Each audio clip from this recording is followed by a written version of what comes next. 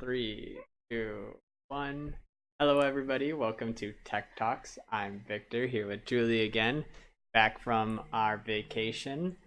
And there has not been a ton over the time that we were gone happening, at least in the tech world. A lot of happening if you're a political person. But now CES actually, or What's CES? the not CES. It was the yeah, maybe it was CES. What is that? The Consumer Electronics Show, where Oh, they show off all sorts of fancy gadgets. Samsung revealed some sort of human AI that they're working on. There was a company, can't remember who it was, that is developing like a PC version of the Switch. So like it's a full computer, but hmm. with the form factor of a Switch, complete with detachable controllers. Um, Interesting. so there's been a few things like that. I'm still gathering all of that because, and probably more on that next week on any cool, interesting things that might come soon. There's going to be a ton of things that we'll not see in 20 years. So you got to kind of sort out what what would be interesting too today versus 20 Down the years from road now. a Yeah. ways, yeah. Okay. And then there was a couple things over the vacation that I wanted to took note of that I thought were interesting. First of making apps more useful for trying to do things like be more environmentally friendly. And for instance, there was one place that we saw or that we went to. We went to the aquarium in Long Beach, hmm and they had this announcement about there's an app called Seafood Oh, yeah. Watch, where and I don't like seafood, so this does not apply to me at all. But if you are trying to find yourself some, how do they, what was it, environmentally, Sustainably resourced. yeah, sustainably resourced fish, the Seafood Watch app gathers restaurants and things like that that serve The fish. brands, the kinds of fish that are being responsibly fished so that we're not overfishing our oceans. That is Exactly. a really cool app. I'm glad you brought that up. Yeah. And I thought that, yeah, that it was pretty cool. And I'm sure that there's apps for that can do same thing with different kinds of foods and different kinds of emissions that are out there, that if you are trying to be aware of what you are taking in to that kind of level, that it's a pretty nice, handy thing to do. It is. I'm glad they do. The other part was this was interesting. When we went to our hotel, they had Chromecast enabled on the TVs so that you have to sign in through the hotel app, and then you can cast anything to the hotel room, which So if you have your phone, you have Netflix, Hulu, or whatever you subscribe to. If you have their app on your phone, you start streaming on your phone, just cast it to the TV. It's pretty automatic, I yeah, and believe. it's such a kind of a great thing because a lot of these apps are on the phone now. A lot of people don't watch the hotel cable anymore. And this kind of speaks too to the fact that the Chromecast is so versatile. I think I didn't appreciate that until recently. Other people are surprised that it is. And then I saw like a headline like making a big deal about something supporting both Netflix and Hulu. And I was like, the Chromecast has been. Yeah, like the Chromecast. It seems like the Chromecast interface. All you really do is you build in your app that any kind of video app that you have, you can just put in like the, I guess, the APK for the Chromecast so that it will just work with Chromecast. And it seems like a very simple thing because even Disney Plus came out right off the bat with it enabled, and there was TVs and I think like Amazon Fire Stick or something like that that didn't even have it. It didn't have the app yet built in because they have to build an app for the other things. But most of the time, most every streaming service has something built for phones. Yeah, and most of the phone, or so most of those things, but there are exceptions. Like Amazon still isn't allowing their Yeah, Amazon they are. Prime. Oh, they are now. Yeah, they've been Are doing that there for a any while. exceptions you know of? What about I like we don't had the Dish Dish app? Anywhere. Didn't that have to go through? We end up not using it since it doesn't do Yeah, I think the Dish Chromecasts. Anywhere app You have doesn't to like work with screen Chromecast. mirror, which is a little more tricky. Yeah, I think that one doesn't. And in all fairness, though, that is tied to Your your Dish. Dish, and so they probably don't want it just to be spent anywhere. That's true. So I could see that. That's not exactly a streaming service. That's more of just a remote connection to your Dish.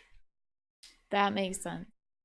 But no, as for streaming services, I don't know of any of the major ones. I don't know, like, That makes sense though. That like so most any of the streaming services then would work in any hotels that have the Chromecast. yeah, like there's Crunchyroll and things like that. I don't know if they have What is it. Crunchyroll? That's like, I think, an anime kind of.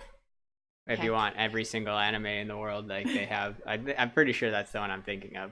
I don't know if they have Chromecast support because I don't have Crunchyroll, so I don't know. But the major ones: Amazon, Disney, Netflix, obviously Hulu. YouTube, Hulu.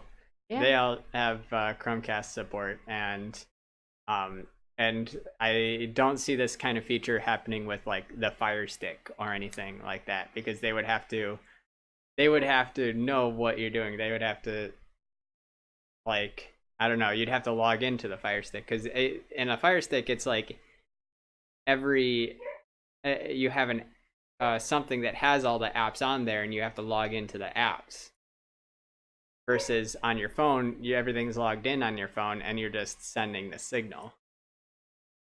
I'm pretty sure that's, yeah, so I don't see the versatility there as much.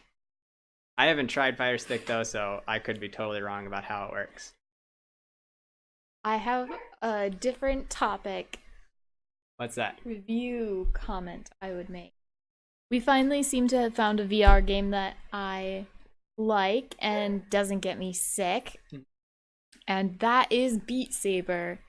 It is totally worth it. If you've seen it, like the first time I saw it, I was like, I want to get that. And then we didn't get it. And then like a week or so later, it came up again and it was like, we need to get that. So we got Beat Saber. Mm-hmm.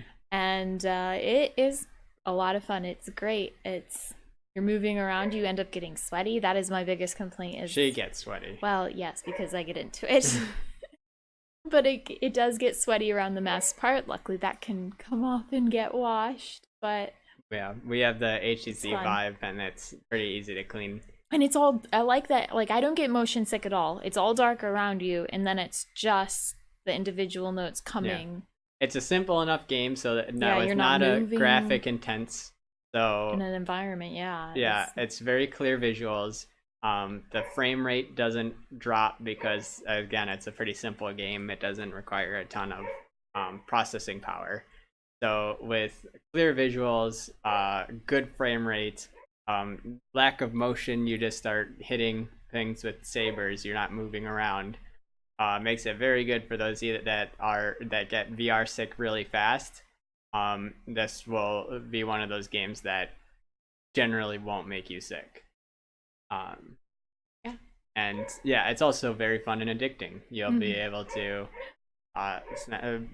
play, and there's mods that you can get so that you can get almost any song that you want and just smash things to the beat.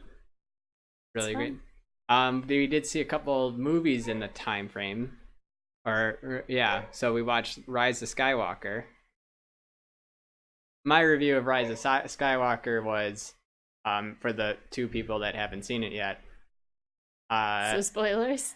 No spoilers. I'm not going to spoil it. I'd just say that, right, they were trying to end a saga of 9 films. And the only real comparison we have this year was Endgame, who ended a saga of 21 films. And Endgame did it really well. Skywalker got about 75% of the way there. Like, it was doing really well. And then at the end, didn't quite live up to it. There was a few things that I would have not, a few decisions I would not have done. But overall, I enjoyed the movie. and for an ending, it was okay. I don't remember what else we've seen. Other than that, there was The Witcher Netflix. It had, I mean, at this point, it's not niche. Witcher used to be kind of a niche title for a while, especially in the gaming community. It kind of blew up, but then now that the Netflix show came out, I don't think it's niche anymore. But if you haven't seen it, also very good, along with Lost in Space.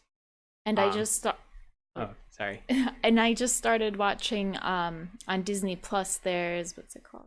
Agent Carter. Yes, Marvel's Agent Carter.